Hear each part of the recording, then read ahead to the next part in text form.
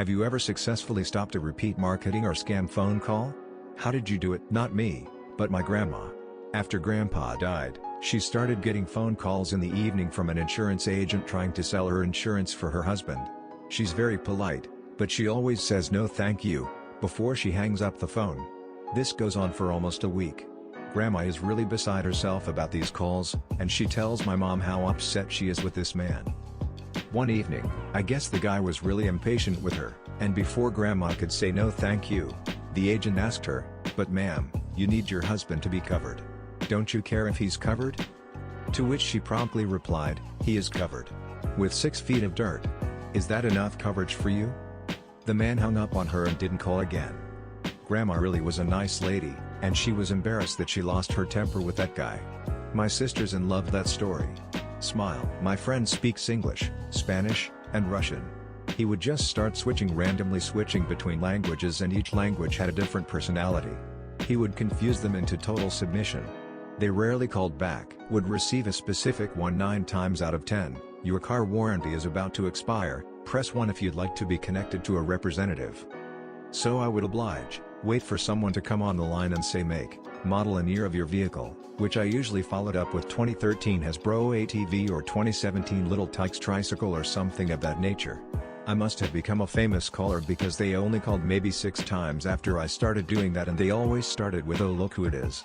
Eventually, it just stopped. I assume it's because they were tired of wasting their time on someone who was wasting their time. I got a call, started reeling off this massive script. Finished probably after 2 minutes of solid talking, and I politely sat through the whole thing. I paused and said, "Sorry?" She said again and started the whole script again from the start. Another 2 minutes solid talk while later, I said, "Sorry?" This time, there was a bit of frustration in her voice. Again and once again did the whole 2 minutes again, aggressively this time. "Sorry?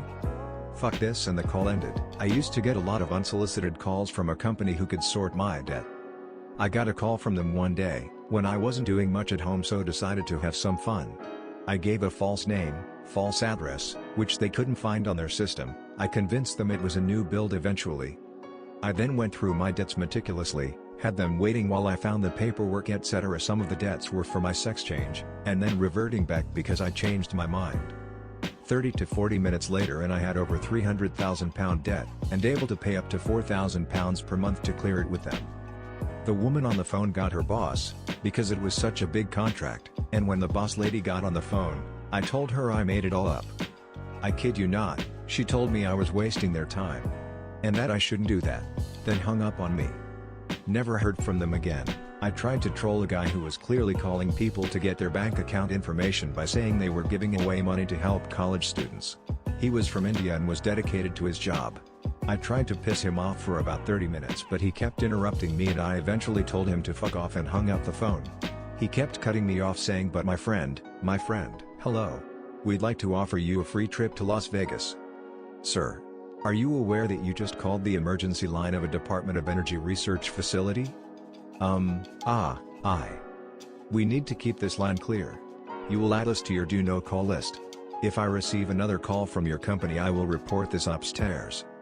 Click. It helps that I'm not lying. Edit. This gained some traction. I do work at a Doe lab, and part of my job is to answer the site's emergency line, not 911, and direct/dispatch emergency units when emergencies do happen, and they do. We have had telemarketers call that line. I have used this technique, and if I absolutely needed to, I could kick this up to my boss and it would wind up on a desk in Washington. If it's an automated call, I redirect it to a computer that reads off the time and weather.